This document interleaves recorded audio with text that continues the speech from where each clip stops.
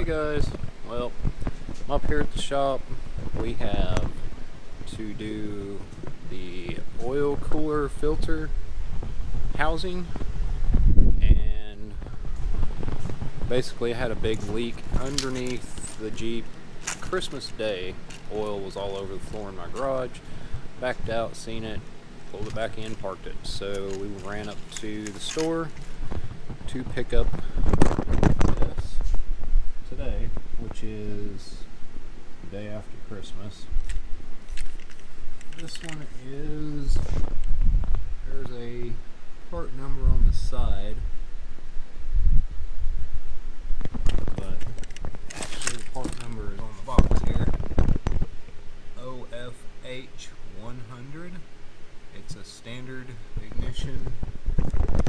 That one came from O'Reilly. These are a lifetime warranty from O'Reilly's, and it does come with your intake gaskets, which has to come off to do this, so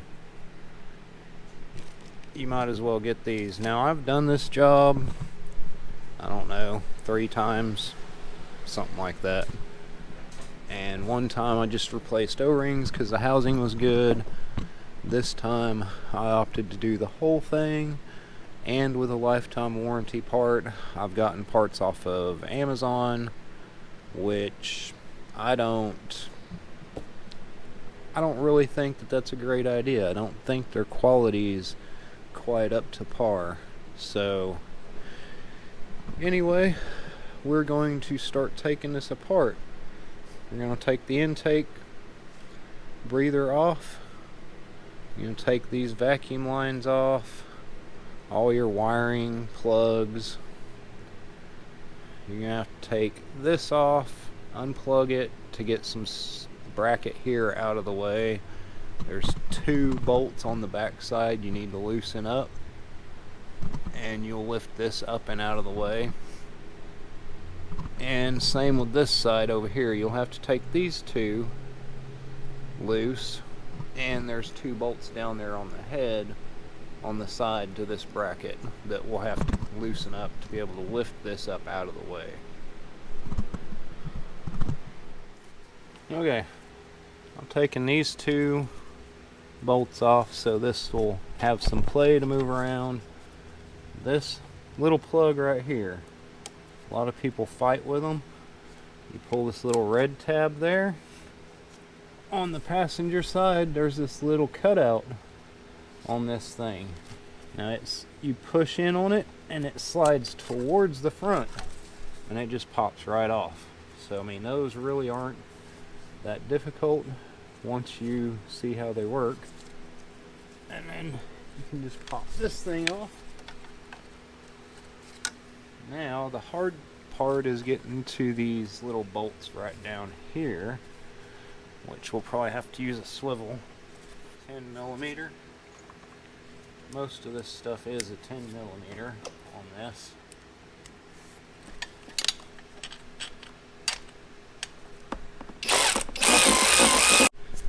Okay, you see we got this hose disconnected, this hose disconnected, disconnected this off of the breather side. They just kind of push up out of the way. Don't force them really hard. They are hard, kind of a hard plastic, this one. So now we can get to these bolts. These don't matter. Now we're going to go ahead and take these 2 off on the bracket and possibly loosen up the ones on the back down on the bottom. Okay, them bolts on the bottom side of this bracket are 13. You don't have to loosen them very much because they're hard to get to. Just loosen them enough that you can get that bracket off of those bolts, and then you should be good to pull the rest of this intake off. After you unclip that one, you just mash and pull it. And I forgot about that little bolt there. Has to come off too. And your actual clip down here for your throttle needs to come off. Alright, once you get down to this part, we got everything on the intake taken off. Start loosening up. And one back there. More. Pretty sure that's all of them. And hose, forgot. There we go.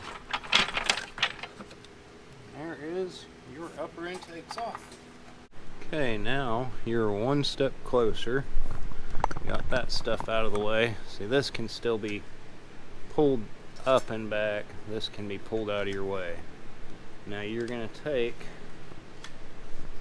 this is your gas line. You're going to take this piece off right here, which is not too hard. Take these little clips right here, pry them out so you can lift your wires up out of your way. You got to take injectors loose to get down there to it, which those are not that hard either.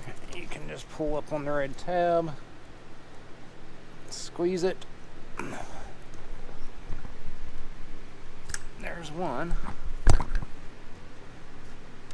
There's two. Pull that up, pinch right underneath it, and pull up. That one's out of the way. I can't remember on this thing here. It's been a little, yep, just pull out on the tabs. And here goes the gas. One hand to pull, other one to push the tab. Push in, push tab in, and then work it out. Hopefully. At least that's the plan. There we go. A little bit of pressure, not much. And there's your gas line. Leak gas everywhere. Okay. I'm going to finish pulling these injectors loose and getting these wires up out of the way. And we'll take this bottom intake off. Okay, something I do before I pull the lower is blow air along the sides.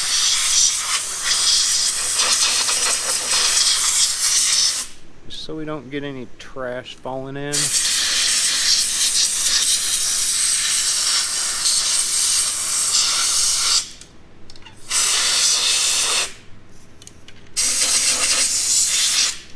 Okay.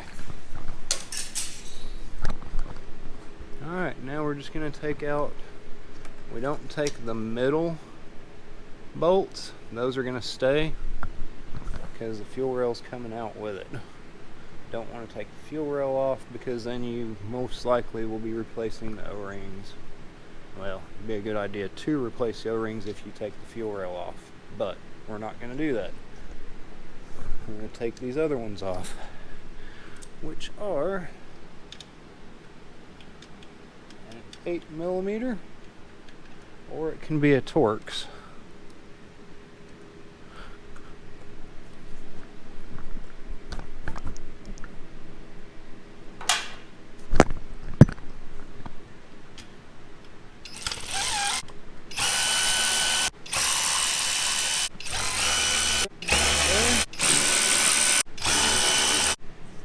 Okay, we got one more, and that sucker is right back here on the back side of that one, which we got to get to like that. I think we got them all now. Let me see. Let me get these hoses up out of the way, grab a hold of it, and see what we got. See how much stuff we hang up on.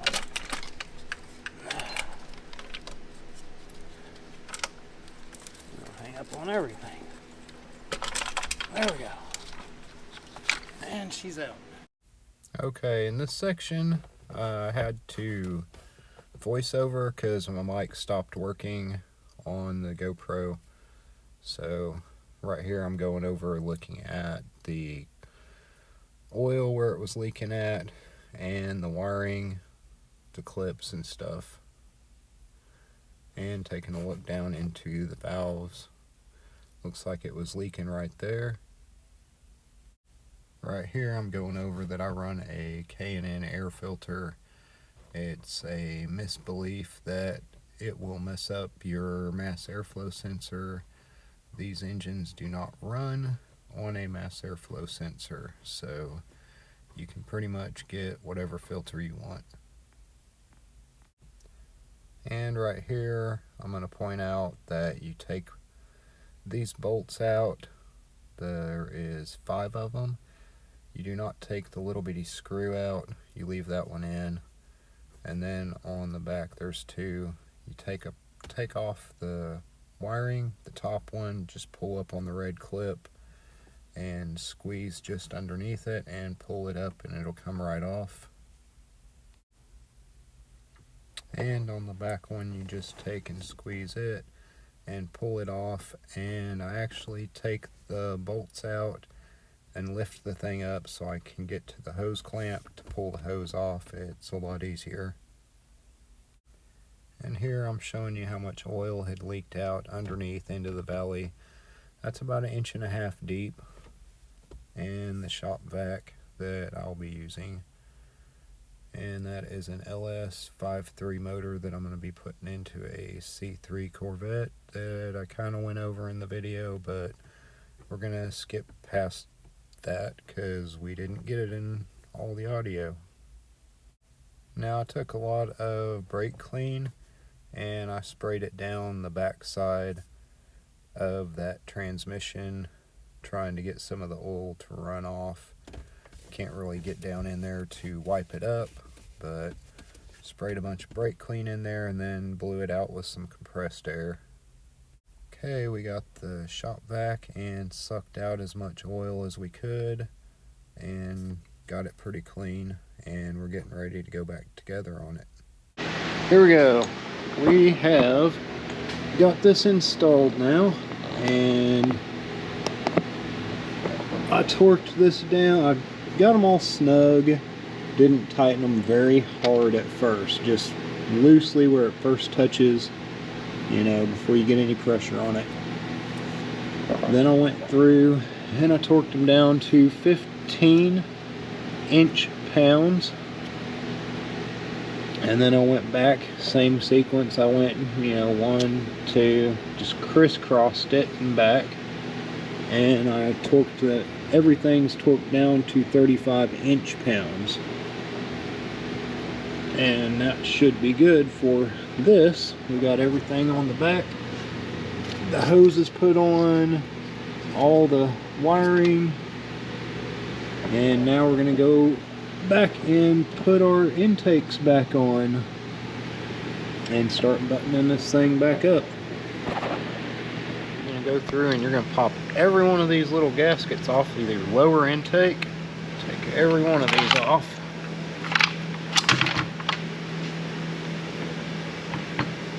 And I need a better pick for this one a little bit. These aren't really that old, but just because it's off, we're going to replace them. You see oil and stuff around this. We're going to wipe it down, get it nice and clean, wrap the pick up a little bit, and then just put it in that groove, wipe it down through there. Do that to all of them. Wipe the groove out, flip it over and do the other side. With the oil out, they will stick in there a lot better and stay in there when you have to flip this thing upside down to put it on the engine. Okay, all our new gaskets, we're going to go flip this thing over and put it on the vehicle. Okay, I'll take a little white rag, wipe across where the gaskets go. You can use a little bit of brake clean on the rag to help clean it off, but we need these up out of the way.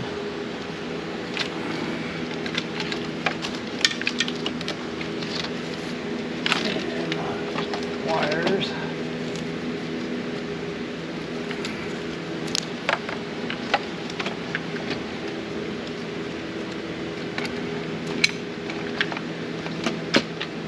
Get it lined up. Now these are going to tighten down to 71 inch-pounds, and you do want to do them in a sequence. Right now you just want to get them all snug, you know, more or less finger tight. You don't want to crank them down right now until you get everything finger tight down to it.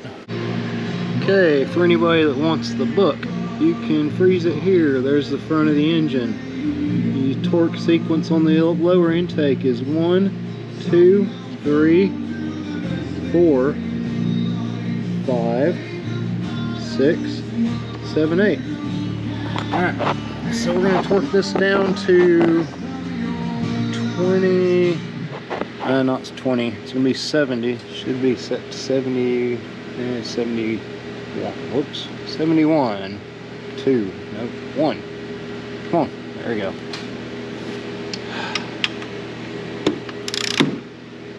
We're going to come back to this when we have it tight. Okay guys, we got them all snugged. A little deeper. Of course everything's in my way.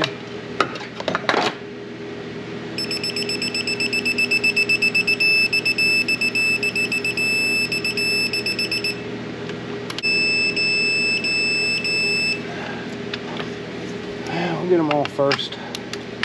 We'll make 2 passes on it. Make sure it's tight.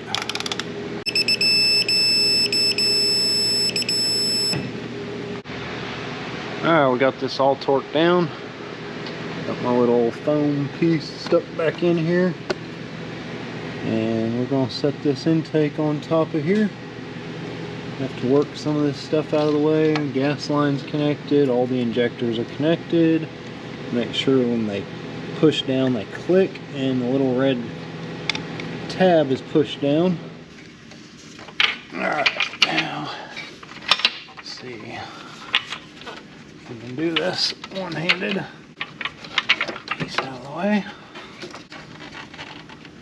I think we're about there. I think that's it. Now these are going to tighten down to 71 inch-pounds also. Okay, your upper intake, you're going to start at the back corner. 1, 2, 3, 4, 5, 6, 7.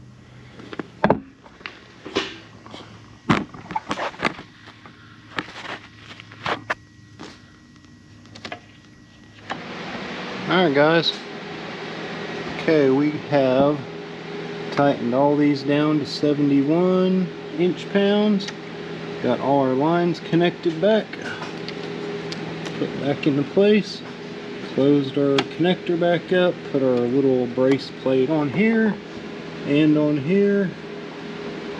Got all our wires connected except for this little one that comes around underneath here to the bottom of this intake, and it's a air temp sensor. We're fixing to fill this up with coolant.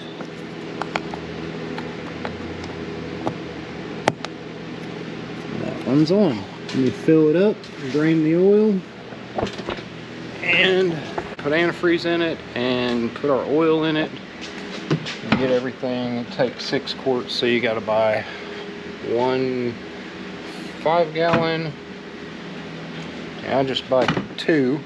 So the next time I have to buy another one, I just buy 1 and use that part of that one.